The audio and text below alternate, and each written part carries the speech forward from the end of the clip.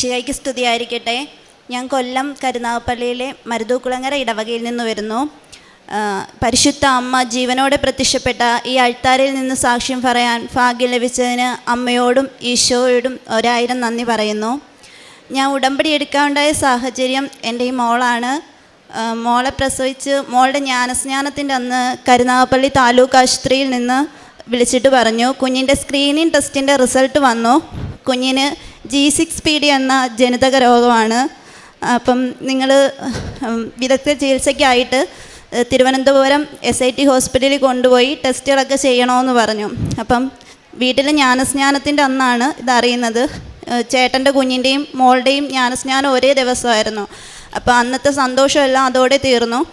ഞങ്ങളാകെ എല്ലാവരും ഭയങ്കരമായിട്ട് വിഷമിച്ച് കരഞ്ഞു പ്രാർത്ഥിച്ചു. രാത്രിയിൽ ഉറങ്ങിയില്ല. രാത്രിയിൽ വിശ്വാസ പ്രമാണം ചൊല്ലി നല്ല രീതിയിൽ ഞങ്ങൾ പ്രാർത്ഥനയോടെ തന്നെയായിരുന്നു. അപ്പം ഞാൻ എൻ്റെ അമ്മയോട് പറഞ്ഞപ്പം അമ്മ പറഞ്ഞു, മോളെ കൃപാസനം എന്നൊരു പള്ളിയുണ്ട്, നമുക്ക് അവിടുത്തെ മാതാവിൻ്റെ പ്രാർത്ഥന ചൊല്ലാം, കുഞ്ഞിന് അവിടുത്തെ നേർച്ച വസ്തുക്കൾ തേച്ച് നമുക്ക് പ്രാർത്ഥിക്കാമെന്ന് പറഞ്ഞു. അതുവരെ എനിക്ക് അറിയത്തില്ലായിരുന്നു ഇങ്ങനെ ഒരു പള്ളിയുടെ കാര്യവും കൃപാസനത്തെക്കുറിച്ചൊന്നും എനിക്ക് വലിയ അറിവുണ്ടായിരുന്നില്ല. അപ്പം ഞാൻ അമ്മയുടെ ചേച്ചിമാർ തന്ന നേർച്ച വസ്തുക്കൾ ഉപയോഗിച്ച് ഞങ്ങളിവിടുന്ന് കൊല്ലത്തുനിന്ന് തിരുവനന്തപുരം പോകുന്ന അത്രയും സമയവും ഞങ്ങൾ കുഞ്ഞിന് വേണ്ടി പ്രാർത്ഥിക്കുമായിരുന്നു. കുഞ്ഞിൻ്റെ കാറിലിരുന്നുകൊണ്ട് എല്ലാ പ്രാർത്ഥനയും ഇവിടുത്തെ പ്രത്യക്ഷീകരണ പ്രാർത്ഥനയും വിശ്വാസ പ്രമാണവും എല്ലാം പ്രാർത്ഥിച്ച് കുഞ്ഞിനെ അവിടെ ചെന്ന് അവിടുത്തെ ഡോക്ടർമാർ കണ്ടപ്പോൾ ഡോക്ടേഴ്സ് ആദ്യം പറഞ്ഞത്, കുഞ്ഞിന് വലിയ കുഴപ്പമൊന്നും കണ്ടിട്ട് തോന്നുന്നില്ലല്ലോ, നമുക്കൊന്നുകൂടി റീടെസ്റ്റ് ചെയ്യാം, നമുക്ക് ചെയ്തിട്ട് വിളിക്കാമെന്ന് പറഞ്ഞു. അങ്ങനെ അവരൊരു ഡേറ്റ് തന്നു. ആ ഡേറ്റിന് ഞങ്ങൾ പോയി റീടെസ്റ്റ് ചെയ്തതിൻ്റെ റിസൾട്ട് വന്നപ്പം കുഞ്ഞിന് യാതൊരു കുഴപ്പവുമില്ല. ഞങ്ങൾ ആ റിസൾട്ട് കൊണ്ടുവന്ന് കരുനാഗപ്പള്ളി ഹോസ്പിറ്റലിൽ കൊടുത്തപ്പോൾ അവിടുത്തെ ഡോക്ടേഴ്സിനും നേഴ്സുമാർക്കും ഇത് യാതൊരു വിശ്വാസവും വന്നില്ല. അവർ തുടർച്ചയായി കുഞ്ഞിൻ്റെ 3 വയസ്സ് വരെയും കുഞ്ഞിനെ വിളിച്ചുകൊണ്ടേയിരുന്നു. ഞങ്ങളെ ചോദിച്ചുകൊണ്ടേയിരുന്നു, കുഞ്ഞെങ്ങനെയാണ്, നടക്കുമോ, കുഞ്ഞ് സംസാരിക്കുന്നുണ്ടോ, കുഞ്ഞ് ഫുഡ് കഴിക്കുന്നുണ്ടോ, കുഞ്ഞ് സ്റ്റെപ്പ് കയറുന്നുണ്ടോ എന്നിങ്ങനെ തുടർച്ചയായി അവർ വിളിച്ചുകൊണ്ടേയിരുന്നു. ഞങ്ങൾ പറഞ്ഞു, ഞങ്ങൾ ടെസ്റ്റ് ചെയ്തപ്പോൾ കുഞ്ഞിനൊരു കുഴപ്പവുമില്ലല്ലോ, പിന്നെ എന്താ നിങ്ങൾ വിളിക്കുന്നേ എന്ന് ചോദിച്ചപ്പോൾ അവർ പറഞ്ഞു, ഞങ്ങൾക്ക് വിശ്വാസം വന്നില്ല, സ്ക്രീനിങ് ടെസ്റ്റുകളൊന്നും അങ്ങനെ തെറ്റാറില്ല, അപ്പം ഞങ്ങൾ നേരിട്ട് വന്ന് കുഞ്ഞിനെ കണ്ടാലേ ഞങ്ങൾക്ക് ബോധ്യം വരുത്തോളൂ എന്ന് പറഞ്ഞ് അവിടുന്ന് ഹോസ്പിറ്റലിൽ നിന്ന് നേരിട്ട് വന്ന് ഡോക്ടേഴ്സ് വന്ന് കുഞ്ഞിനെ കണ്ടിട്ട് കുഞ്ഞിന് കുഴപ്പമൊന്നുമില്ല എന്ന് അറിഞ്ഞിട്ടാണ് അവർ പിന്നെ വിശ്വസിച്ചത്. പിന്നെ കുഞ്ഞിന് ജനിച്ച സമയത്ത് മോളുടെ കാലയിൽ ഈ കാലിൻ്റെ കണ്ണ് ഇങ്ങനെ അകത്തോട്ട് കുഴിഞ്ഞ് കാൽപാദം ഇങ്ങനെ വളഞ്ഞിരിക്കുകയായിരുന്നു. അപ്പോൾ അന്നും ഞങ്ങളിങ്ങനെ മാതാവിൻ്റെ ഉപ്പും തേനും ഒക്കെ പുരട്ടി മോളുടെ കാലിൽ പുരട്ടി പ്രാർത്ഥിച്ചതിൻ്റെ ഫലമായിട്ട് അത് പെട്ടെന്ന് മാറുകയുണ്ടായി. അപ്പം എൻ്റെ അമ്മ നേർന്നായിരുന്നു കുഞ്ഞിനെ ഇവിടുത്തെ അൾത്താരയിൽ കൊണ്ടുവന്ന് കുഞ്ഞിനെ സമർപ്പിക്കാമെന്ന് നേർന്നായിരുന്നു. പക്ഷേ നിർഭാഗ്യവശാൽ ഞങ്ങൾക്കിവിടെ വരാനോ ഇവിടെ വന്ന് പ്രാർത്ഥിക്കാനോ കഴിഞ്ഞില്ല. കൊറോണയുടെ സമയമായിരുന്നു. കൊറോണ നല്ല രീതിയിൽ മൂർച്ഛിച്ച് നിന്ന സമയമായിരുന്നു. അപ്പം ഞങ്ങളത് പിന്നീട് മാറ്റിവെക്കുകയായിരുന്നു. അങ്ങനെ മോൾക്ക് 1 വയസ്സായ സമയത്ത് എനിക്ക് യൂറിക് ആസിഡ് കൂടിയിട്ട് എൻ്റെ എല്ലാ ജോയിൻറ്റിലും, എൻ്റെ ബോഡിയിൽ ഫുൾ ജോയിൻറ്റിലും ഇങ്ങനെ ക്രിസ്റ്റൽ അടിഞ്ഞിട്ട് അതിഭയങ്കരമായ വേദന. എനിക്ക് രാവിലെ എഴുന്നേൽക്കാനോ കുഞ്ഞിനെ ഒന്ന് എടുക്കാനോ കുഞ്ഞിൻ്റെ കാര്യങ്ങളൊന്നും ചെയ്യാനോ പറ്റത്തില്ല. എൻ്റെ വിരലുകളൊന്നും ഇങ്ങനെ നൂരത്തില്ല.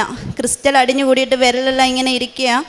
അപ്പം ഞാൻ മാറി കുറേ മരുന്ന് കഴിച്ചു. ആയുർവേദം കഴിച്ചു, ഹോമിയോ കഴിച്ചു, ഇംഗ്ലീഷ് മരുന്ന് എല്ലാം ഇങ്ങനെ മാറി കഴിക്കുകയായിരുന്നു. അപ്പോൾ ഇംഗ്ലീഷ് മരുന്നിൻ്റെ വേദനയുടെ ഗുളിക ഇങ്ങനെ മാറി കഴിച്ചുകൊണ്ടിരുന്ന സമയത്ത് ഡോക്ടർ പറഞ്ഞു, ഇത് മാറാൻ കുറച്ച് താമസമുണ്ട്, നീ ഗുളിക കണ്ടിന്യൂ ചെയ്യുക എന്ന് പറഞ്ഞു. ഞാൻ മാതാവിനോട് പ്രാർത്ഥിച്ചിട്ട് ഞാൻ പറഞ്ഞു, മാതാവേ, ഞാൻ വന്ന് ഉടമ്പടി എടുത്തോളാം, എന്നെ നീ സഹായിക്കണം, എൻ്റെ കുഞ്ഞിനെ ഒന്ന് എടുക്കാനോ എൻ്റെ കുഞ്ഞിനൊന്ന് ആഹാരം കൊടുക്കാനോ എങ്കിലും എനിക്കൊന്ന് കഴിയണമെന്ന് പറഞ്ഞ് ഞാൻ കരഞ്ഞു പ്രാർത്ഥിച്ചു.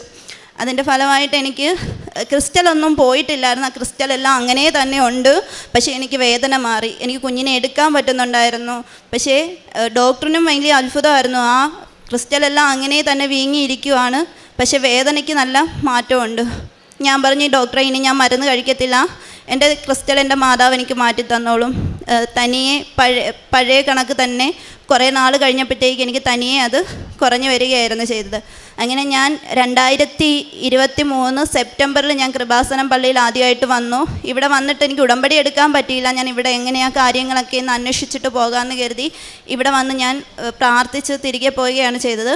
പക്ഷെ തിരിച്ചു പോയപ്പോഴത്തേക്ക് എനിക്ക് ഭയങ്കര വിഷമമായി, ഉടമ്പടി എടുക്കണമായിരുന്നു എന്നുള്ളൊരു തോന്നലായി. അങ്ങനെ ഞാൻ 2023 ഒക്ടോബർ മാസം ഞാനിവിടെ വന്ന് ഉടമ്പടി എടുത്തു. ഉടമ്പടി എടുത്തപ്പം എൻ്റെ ആത്മീയ ജീവിതത്തിലായാൽ തന്നെ ഒരുപാട് മാറ്റങ്ങളുണ്ടായി. എനിക്ക് പ്രാർത്ഥിക്കാനുള്ള ബുദ്ധിമുട്ടുകളെല്ലാം മാറിക്കിട്ടി. എനിക്ക് അമിതമായി ദേഷ്യം വരുന്നൊരു സ്വഭാവമായിരുന്നു. ആ ദേഷ്യമൊക്കെ കുറഞ്ഞു കിട്ടി. എനിക്ക് നല്ല രീതിയിൽ പ്രാർത്ഥിക്കാനും ബൈബിൾ വായിക്കാനും ഒക്കെ ഉള്ളൊരു കൃപ എനിക്ക് ലഭിക്കുകയുണ്ടായി. അങ്ങനെ ഉടമ്പടിയിലായിരിക്കുമ്പോൾ തന്നെ ഞങ്ങളുടെ വീട് പഴയ ഒരു വീടാണ്. അപ്പോൾ വീട്ടിൽ ഓടിൻ്റെ സീലിങ്ങിൻ്റെ ഉള്ളിൽ ഇങ്ങനെ തേനീച്ചകൾ, വലിയ തേനീച്ചകൾ വന്ന് ഇങ്ങനെ കൂട് കൂട്ടിയിട്ട് സന്ധ്യയാകുമ്പോൾ നമുക്ക് ലൈറ്റ് ഇടാൻ പറ്റത്തില്ല. ലൈറ്റിൻ്റെ വെട്ടം കണ്ടാൽ തേനീച്ചകൾ വന്നിട്ട് കുഞ്ഞിനെ കടിക്കും, എല്ലാവരെയും കുത്തുകയാണ് ചെയ്തത്. കുത്തിയിട്ട് അതിൻ്റെ ആ മുള്ള് തറച്ച് കയറിയിട്ട് അതിഭയങ്കരമായ വേദനയാണ്. അപ്പം ഞങ്ങൾ സ്പ്രേ ഒക്കെ അടിച്ചിട്ടും പോകുന്നില്ല. അപ്പം ഞങ്ങൾ ഒരു ദിവസം രാത്രിയിൽ ഉപ്പ് ഇങ്ങനെ വിതറി അവിടെ ഇട്ടിട്ട് ഞാൻ എൻ്റെ വീട്ടിൽ പോയി നിന്നിട്ട് പിറ്റേന്ന് വന്ന് നോക്കുമ്പോൾ ഒരു കടന്തൽ പോലും അവിടെ ഇല്ലായിരുന്നു. അപ്പം അതോടെ ഞങ്ങൾ നല്ല രീതിയിൽ മാതാവിൻ്റെ അടുത്ത് വന്ന് പ്രാർത്ഥിക്കാനും ഉടമ്പടിയിൽ കൂടുതൽ സ്ട്രോങ് ആയിട്ട് നിൽക്കാനും ശ്രമിച്ചു. പിന്നെ മോൾക്ക് ഫുഡ് അലർജി ഉണ്ടായിരുന്നു. എന്ത് ഫുഡ് കൊടുത്താലും മോൾക്ക് ഫുഡ് അലർജി ആയിരുന്നു. ഒരു ആഹാരവും കൊടുക്കാക്കത്തില്ല. കഞ്ഞിയും ചോറും മാത്രമല്ലാതെ ഒന്നും കൊടുക്കാൻ പറ്റത്തില്ല. ഒരു പച്ചക്കറിയോ അല്ലെങ്കിൽ ഒരു നട്ട്സോ അങ്ങനെ ഒന്നും കൊടുക്കാക്കത്തില്ല. എന്ത് കൊടുത്താലും മോൾക്ക് ദേഹം ഫുള്ള് ചൊറിഞ്ഞ് തണുക്കുന്ന ഒരു അസുഖമായിരുന്നു. അപ്പം ഞാൻ ഡോക്ടറെ കാണിച്ചപ്പോൾ ഡോക്ടർ പറഞ്ഞു കുറേ നാളെടുക്കും ഇത് മാറാൻ, എന്തായാലും മരുന്ന് കഴിക്കണ്ട, ഇത് ഫുഡ് കൺട്രോൾ ചെയ്ത് മാറ്റാനേ പറ്റത്തുള്ളൂ എന്ന് പറഞ്ഞു. പക്ഷേ ഞാൻ ഫുഡൊന്നും കൺട്രോൾ ചെയ്തില്ല. ഞാൻ ഇവിടുത്തെ കൃപാസനത്തിൽ ഉപ്പിട്ട് ഞാൻ മാതാവിൻ്റെ പ്രാർത്ഥനയും ചൊല്ലി ഞാൻ ഉപ്പിട്ട് മോൾക്ക് എല്ലാ ഫുഡും കൊടുത്തുകൊണ്ടേയിരുന്നു. വളരെ ഒരാഴ്ച കൊണ്ട് എനിക്ക് തോന്നുന്നു ആ അലർജി പൂർണ്ണമായിട്ടും മാറിക്കിട്ടി. പിന്നെ ഞങ്ങൾക്ക് വീട് പണിക്ക് 38 കൊല്ലം പഴക്കമുള്ള ഹസ്ബൻഡിൻ്റെ കുടുംബ വീടായിരുന്നു. അപ്പം വീട് പണിയണമെന്ന് വലിയ ആഗ്രഹമായിരുന്നു. അങ്ങനെ ഞങ്ങൾ പ്ലാൻ വരച്ചിട്ട് ഇവിടെ വന്ന് ജോസഫ് അച്ഛനെ കണ്ടു. താഴത്തെ റൂമിൻ്റെ മാത്രം പ്ലാനെ ഞങ്ങൾ വരച്ച് സാക്ഷ്യം മേടിച്ചോളായിരുന്നു. പക്ഷേ ഹസ്ബൻഡ് പറഞ്ഞു നമുക്ക് മുകളിലെ റൂമിൻ്റെയും കൂടെ പ്ലാൻ വരച്ച് കൊണ്ടുവരാം, മാതാവ് അത് സാധിച്ചു തരും. ഞങ്ങൾക്ക് വീട് പണി തുടങ്ങുമ്പോൾ ഞങ്ങളുടെ കയ്യിൽ 7 ലക്ഷം രൂപയേ ഉള്ളൂ. ഞങ്ങളിവിടെ വന്ന് മാതാവിനെ കണ്ട് അച്ഛനെ കണ്ട് പ്രാർത്ഥിച്ച് അച്ഛൻ പ്രാർത്ഥിച്ചിട്ട് എന്നോട് പറഞ്ഞു ഈ കാശ് രൂപം കല്ല് ഇടുന്നിടത്തിടണം. ഡിസംബർ 27-ാം തീയതി ഈ കല്ലിടുന്ന കർമ്മം നടത്തണമെന്ന് പറഞ്ഞു. അങ്ങനെ ഞങ്ങൾ ഡിസംബർ 27-ന് തന്നെ കല്ലിട്ടു. അച്ഛൻ പ്രാർത്ഥിച്ച് തന്ന കാശ് രൂപവും അതിലിട്ട് അതിനുശേഷം അച്ഛൻ പറഞ്ഞത് 6 മാസം കൊണ്ട് നിങ്ങളുടെ വീട് പണി കഴിയുമെന്നാണ്. പക്ഷേ എനിക്ക് 5 മാസം കൊണ്ട് എൻ്റെ വീട് പണി 1300 സ്ക്വയർ ഫീറ്റിൻ്റെ വീട് പണി 5 മാസം കൊണ്ട് മാതാവ് പൂർണ്ണമായിട്ടും തീർത്തു തന്നു.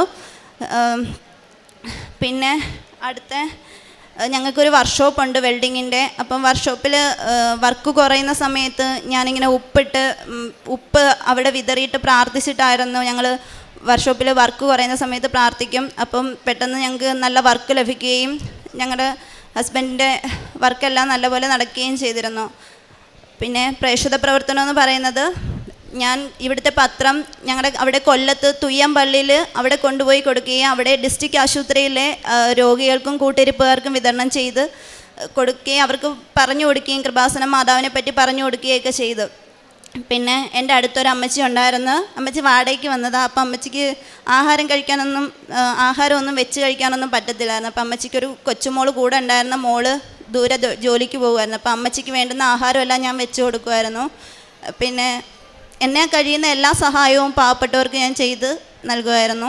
വിലാപങ്ങളുടെ പുസ്തകം 3-ാം അധ്യായം 22-ാം തിരുവചനം. കർത്താവിൻ്റെ സ്നേഹം ഒരിക്കലും അസ്തമിക്കുന്നില്ല, അവിടുത്തെ കാരുണ്യം അവസാനിക്കുന്നില്ല.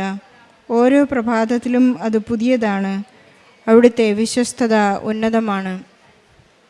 ഓരോ പ്രഭാതത്തിലും നാം സുവിശേഷം ബൈബിൾ തുറന്നു നോക്കുമ്പോൾ, വിശുദ്ധ ഗ്രന്ഥം തുറന്നു നോക്കുമ്പോൾ നമുക്കറിയാം നാം ഒരുപാട് പ്രാവശ്യം വായിച്ചിട്ടുള്ളതാണെങ്കിലും ഓരോ പ്രാവശ്യവും നമുക്ക് പുതിയ സ്നേഹം ദൈവത്തിൽ നിന്ന് ലഭിക്കുന്നതായി, പുതിയ മാനങ്ങൾ നമുക്ക് ലഭിക്കുന്നതായി കാണാം. അതാണ് ഈ വാഗ്ദാനം എന്ന് പറയുന്നത്. വചനം മാംസമാകുന്നത് അപ്പോഴാണ്.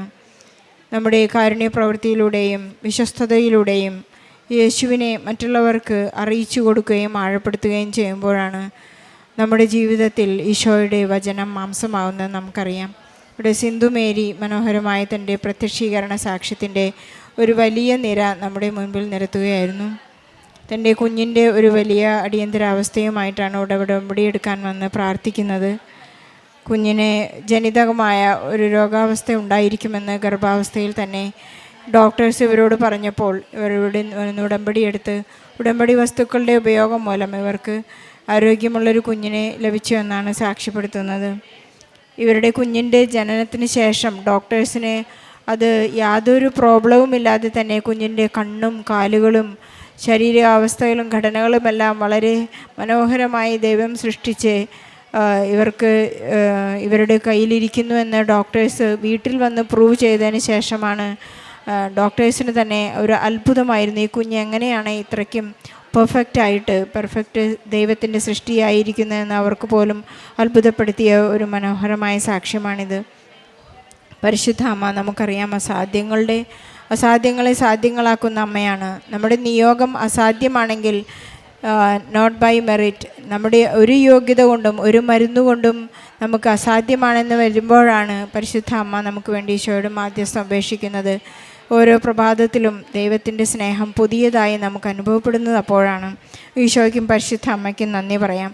അതുപോലെ തന്നെ സഹോദരി പറയുകയുണ്ടായി, യൂറിക് ആസിഡ് വളരെ കൂടുതലായ ഒരവസ്ഥയിൽ ശരീരം മുഴുവൻ ജോയിൻറ്റ് പെയിൻ കൊണ്ട് വളരെ വേദനിക്കുന്ന ഒരവസ്ഥയിൽ യാതൊരു മരുന്നും ഈ സഹോദരിക്ക് ഫലിക്കുന്നില്ലായിരുന്നു. സിന്ധുവിന് യാതൊരു മരുന്നും ഫലിക്കാത്തൊരവസ്ഥയിൽ അവരുടെ വളരെ വലിയ ഔഷധമായി മാറിയത് എവിടുന്ന് ലഭിച്ച ഉടമ്പടി വസ്തുക്കളാണ്. ജോസഫ് അച്ഛൻ പറയുന്നത് പോലെ ഉടമ്പടി വസ്തുക്കളെ നാം നമ്മുടെ കാരുണ്യ പ്രവൃത്തികളിലൂടെയും പ്രേക്ഷിത പ്രവർത്തനത്തിലൂടെയും നമ്മുടെ പ്രാർത്ഥനകളിലൂടെയുമാണ് നാം ആക്ടിവേറ്റ് ചെയ്യുന്നത്. ഇതൊരു ചെല്ലുന്ന പ്രാർത്ഥനയല്ല, ഇതൊരു ചെയ്യുന്ന പ്രവൃത്തിയായതുകൊണ്ട് ഈ ഉടമ്പടി ആക്ടിവേറ്റ് ആവുന്നത് നമ്മുടെ വേദനകളിലെല്ലാം ഇത് ഒരു തൈലമായി, ഒരു ആശ്വാസമായി ഇത് അപ്ലൈ ചെയ്യുമ്പോഴാണ് നമ്മുടെ രോഗസൗഖ്യവും സമാധാനവും സന്തോഷവും ഐശ്വര്യവും ഒക്കെ നമ്മുടെ ജീവിതത്തിലേക്ക് കടന്നു വരുന്നത്. നമ്മുടെ ജീവിതത്തിലുണ്ടാകുന്ന അസ്വസ്ഥതകളിലെല്ലാം പരിശുദ്ധ അമ്മയുടെ സാന്നിധ്യം നമുക്കറിയാം. ഒരു പക്ഷേ നമുക്കൊരു ഫണ്ണിയായി തോന്നുമായിരിക്കാം. അവരുടെ വീട്ടിലൊരു ഒരു തേനീച്ചക്കൂട് വന്നപ്പോൾ അത് അവരുടെ കുഞ്ഞിനെയും ഹസ്ബൻഡിനെയും വളരെയധികം ഉപദ്രവിക്കുമായിരുന്നു. ഇവർ ഹിറ്റടിച്ചിട്ടും പെപ്സിസൈഡ് എല്ലാം അടിച്ചു കഴിഞ്ഞിട്ടും ഈ ഇൻസെക്റ്റ് അവിടെ നിന്ന് പോകുന്നില്ലായിരുന്നു.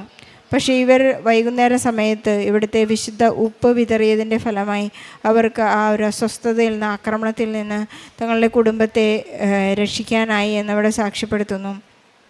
അതുപോലെ തന്നെ കുഞ്ഞിന് ഫുഡ് അലർജി ഉണ്ടായപ്പോൾ ഈ അമ്മയുടെ ഏറ്റവും വലിയ ഔഷധം ഇവിടുത്തെ ഉടമ്പടി വസ്തുക്കളാണ് സാക്ഷ്യപ്പെടുത്തുന്നു. ഇവരുടെ എല്ലാ കാര്യത്തിലും, വീട് പണിയിലും പരിശുദ്ധ അമ്മ ഇവരുടെ ഉപജീവനമായ ഒരു വലിയ ബിസിനസ്സാണ് ഇവരുടെ വർക്ക്ഷോപ്പ്. അവരുടെ ജോലിയില്ലാതിരുന്ന ആ സമയത്ത് ഇവർ ഉടമ്പടി വസ്തുക്കൾ കുഴിച്ചിട്ട് ഉടമ്പടി വസ്തുക്കൾ ഉപയോഗിച്ച് പ്രാർത്ഥിച്ച് പരിശുദ്ധ അമ്മയുടെ മാധ്യസ്ഥം അപേക്ഷിച്ചപ്പോൾ ജീവിതത്തിൽ ഒരുപാട് ഐശ്വര്യങ്ങൾ കൈവന്നതായി ഈ മകൾ സാക്ഷ്യപ്പെടുത്തുന്നു.